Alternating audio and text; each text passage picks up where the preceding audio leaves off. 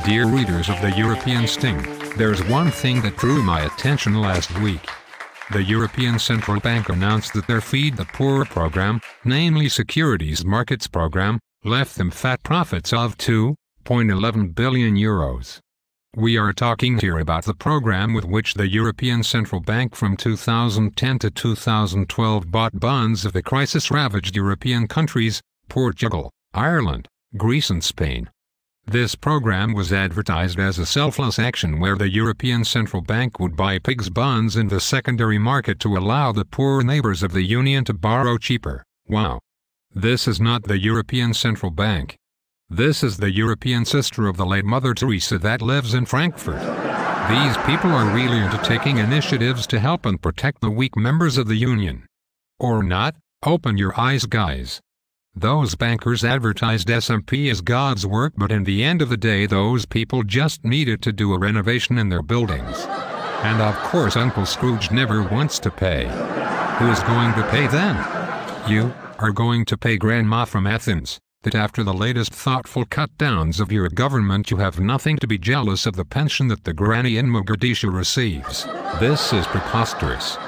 During the last 2 years the European Central Bank made €1.2 billion from Greek sovereign bonds, bought during seasonal sales with ridiculous discount.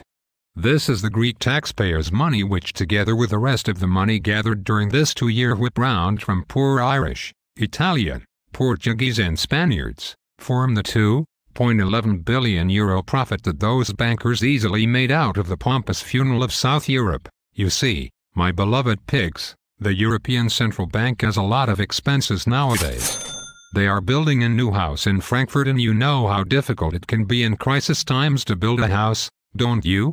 I mean, people, show some understanding here. I am sure that some of you had to give away your homes due to the illegal income cut-downs imposed that did not allow you to pay the tax collector. But don't worry guys. The Troika may have ravaged completely your life, but you gave a new house to Mario Draghi and I am sure he will send you a thankful postcard as soon as he sets his foot to his new enormous penthouse office at the heart of Frankfurt. Apparently, austerity began in Europe when a bunch of insanely highly paid bankers felt that they do not have enough space in the current European Central Bank premises to let some steam off by playing office golf. Also, they did want something more posh. Something to remunerate them for the tedious task of sucking Europeans' blood for so long. The budget for their new enormous skyscraper in Frankfurt, to be delivered in 2014, is approximately €1.4 billion. You heard well, ladies and gentlemen.